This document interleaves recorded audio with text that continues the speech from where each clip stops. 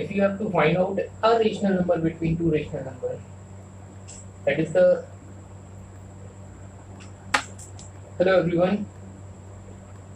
So in this class we will discuss about how to find out rational numbers between rational numbers. Means firstly we have to find out a rational number between two rational numbers. Let us consider that x and y are two rational numbers. x and y are two rational numbers और इन दोनों के बीच में हमें सिर्फ एक rational number निकालना है. तो सिंपली हम करेंगे क्या, x plus y upon. For example अगर मेरे को 2 and 3 के बीच में एक रेशनल नंबर निकालना है तो 2 plus 3 divide by 2 that means 5 upon 2. तो इसे किस तरह से लिख देंगे, 2, 5 upon 2, 3 upon 2. If you have to find out a rational number between 1 upon 3 and 1 upon 2, then simply 1 upon 3 plus 1 upon 2 divided by 2. LCM कितना आ जाएगा, 6. 3 2 या 6, 2 2 3 या 6, 3 divided by 2 upon 1. हम एक तरह से लिख सकते हैं 2 plus 3 5. ये इधर जाएगा और ये 5 upon 12. That means 5 upon 12 is a rational number between these two rational numbers. If numbers are -1 and 0, then simply -1 plus 0 divided by 2, that means -1 upon 2. And इस मेथड को हम क्या बोलते हैं, mean method. Mean method means with the help of mean method we can simply find out a rational number between two rational numbers. Find out more than one rational number between two rational number. जैसे हमें दो से ज़्यादा rational number का find out करने हैं तो किस तरह से फाइंड आउट करेंगे, मीन्स मेक डिनोमिनेटर सेम. हमें डिनोमिनेटर को सेम बना लेना है. अगर है तो कोई प्रॉब्लम नहीं है, नहीं है तो हम बना लेंगे. जैसे 2 and 3 के बीच में अगर मेरे को 4 रेशनल नंबर्स फाइंड आउट करने होंगे तो इसे मैं 2 upon 1 लिख सकता हूँ, इसे 3 upon 1 लिख सकता हूँ. डिनोमिनेटर की वैल्यू यहाँ दोनों जगह 1 1 हो जाएगी. तो 4 रेशनल नंबर्स निकालने हैं तो 2 upon 1 5 upon 5 से मल्टीप्लाई, दैट मीन्स 10 upon 5 हो जाएगा. और 3 upon 1 5 upon 5 से मल्टीप्लाई, दैट मीन्स 15 upon 5 हो जाएगा. तो 10 upon 5, 11 upon 5, 12 upon 5, 13 upon 5, 14 upon 5 and 15 upon 5. अब जो जितना कट सकता है उसे हम काट देंगे. ठीक है, 5 2 या 10 इस तरह से.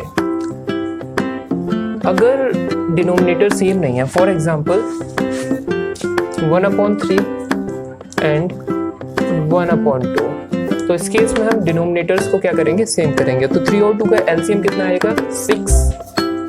3 2 या 6, 2 2 3 या 6, 6. That means 2 upon 6 and 3 upon 6. 2 upon 6, 3 upon 6. इसके बीच में अगर मेरे को कितने 5 रेशनल नंबर्स, कितने 5 रेशनल नंबर्स फाइंड आउट करने हैं तो 5 के बाद क्या होता है, 6 से मल्टीप्लाई कर देंगे. 2 upon 6 into 6 upon 6 और 3 upon 6 into 6 upon 6, that means 12 upon 6, 18 upon 6. So 12 upon 6, 13 upon 6, 14 upon 6, 15 upon 6, 16 upon 6, 17 upon 6 and 18 upon 6.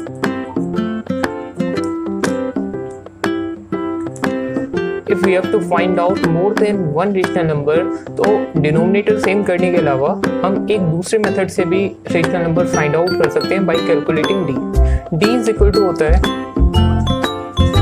y minus x upon n plus में y. D y x and y are those rational number जिनके बीच में हमें rational numbers find out करने हैं. और y हमेशा बड़ा होगा, इसमें y जो होगा वो x से बड़ा होगा. सपोज 0 and 0.1 के बीच में मेरे को 10 रेशनल नंबर्स फाइंड आउट करने हैं.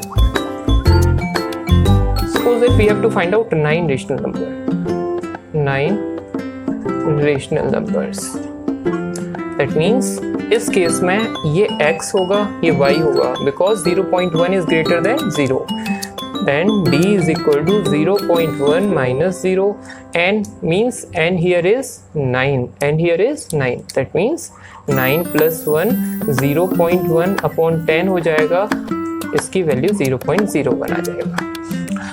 अब अगर हमें 9 रेशनल नंबर्स निकालने हैं तो सबसे पहला x होगा, इससे अगला x + 1 × d होगा, उससे बाद x + 2 × d होगा, और इसी तरह से ये x + 9d तक पहुंच जाएंगे और लास्ट में y होगा। x हमारा क्या है यहाँ पर, x इज 0, कॉमा फिर x + 1 × d, x + 1 × d that means 0 +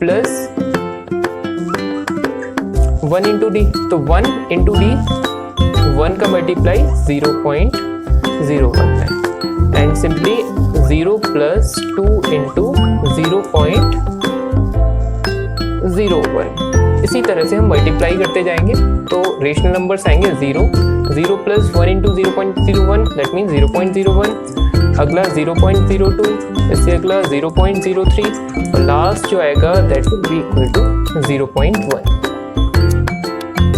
means simply, और ये से पहले 0.9 आएगा, 0.01, 0.02, 0.03, 0.09 आएगा, 0.04, 0.05, इस तरह से सारे रेशनल नंबर्स फाइंड आउट हम कर लेंगे इजीली। अगर इसे P/Q की फॉर्म में लिखना है तो मैं तो पॉइंट हटाओ, नीचे 0 लगाते जाओ। इस तरह से हम रेशनल नंबर्स फाइंड आउट कर सकते हैं। ये 3 मेथड हो गए। इन 3 मेथड्स की हेल्प से हम इजीली फाइंड आउट कर सकते हैं रेशनल नंबर। अगर हमें एक रेशनल नंबर निकालना होगा तो x + y/2 करेंगे, और सबसे बेस्ट मेथड है जिसमें हम डिनोमिनेटर सेम करते हैं। डिनोमिनेटर सेम किया, अगर 5 रेशनल नंबर निकालने हैं तो 6/6 से मल्टीप्लाई, 7 निकालने हैं तो 8/8 से मल्टीप्लाई। सिंपली हम यही काम करेंगे।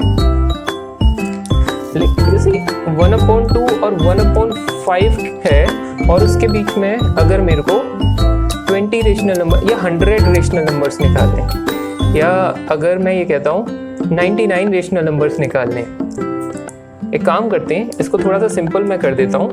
2 और 3 के बीच में अगर मेरे को 98 रेशनल नंबर्स निकालने हैं, तो 98 रेशनल नंबर्स निकालने के लिए हमें 99/99 से मल्टीप्लाई करना होगा। तो क्यों ना हम 100/100 से कर दें, थोड़े से ज़्यादा ही तो होंगे इन दोनों के बीच में रेशनल नंबर्स, है ना। अगर मैं ज़्यादा से मल्टीप्लाई तो 200/100 हो जाएगा, और ये 300/100 हो जाएगा। तो 200/100 और 300/100 के बीच में अगर 99 रेशनल नंबर्स आते हैं तो उसमें से 98 हम इजीली लिख सकते हैं, क्योंकि यहाँ 99, अगर मेरे को यहाँ 98 रेशनल नंबर्स निकालने होते तो 99/99 से मल्टीप्लाई करता। 99/99 थोड़ा सा टिपिकल हो जाएगा, बट तो 100/100 से कर दो, थोड़े से ज़्यादा रेशनल नंबर आ जाएंगे तो प्रॉब्लम क्या, उसमें से एक कम लिख देंगे। Okay, decimal expansion of rational numbers, इसकी 2 कंडीशन होती हैं कि जब रिमाइंडर 0 आ जाए और जब रिमाइंडर 0 ना ही आए। फॉर एग्जांपल 1/2 के केस में 0.5 हो जाता है, जैसे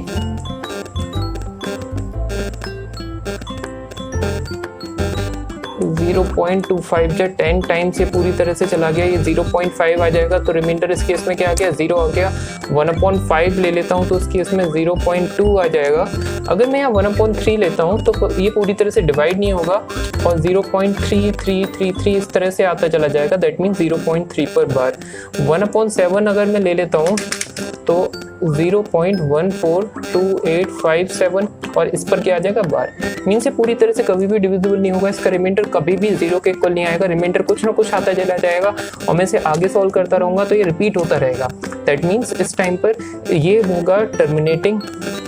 टर्मिनेटिंग मीन्स जो पूरी तरह से डिविजिबल हो जाए और रिमाइंडर कितना आ जाए, 0 आ जाए। और ये कैसा होगा, non terminating. Non terminating but repeating.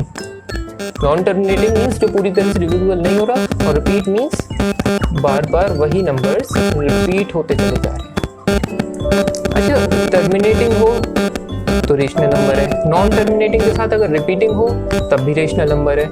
लेकिन अगर कंडीशन इस तरह से दे रखी हो कि ये नॉन टर्मिनेटिंग भी हो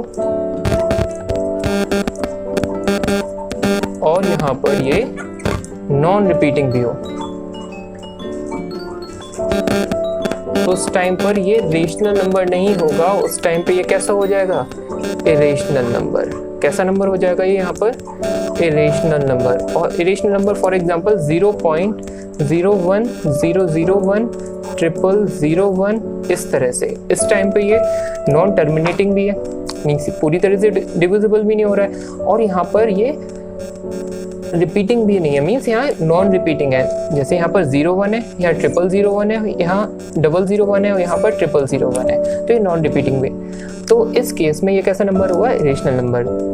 अगर हमें रेशनल और इरेशनल नंबर को आइडेंटिफाई करना है तो सिंपल, या फिर तो वो टर्मिनेटिंग होना चाहिए, अगर नॉन टर्मिनेटिंग है तो उसके साथ वो रिपीटिंग होना चाहिए, अगर नॉन टर्मिनेटिंग भी है और नॉन रिपीटिंग भी है तो उस केस में ये कैसा हो जाएगा? इरेशनल नंबर हो जाएगा।